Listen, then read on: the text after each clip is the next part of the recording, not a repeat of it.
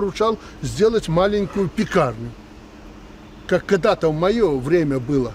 Сделали, и тот, кто делал, сегодня говорит: Господи, не отбиться, жалобы, что не хватает хлеба.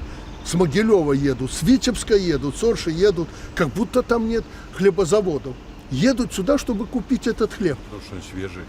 Свежий, Хороший. теплый, хороший, ну, наверное, и качественный. Люди хотят покупать это.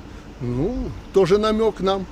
Нам надо развивать эти маленькие пекарни, чтобы люди могли. Но только надо подумать об инвесторах. Ну, а что у нас эти торги, сети и прочее, они что, не могут где-то возле себя пекарню сделать?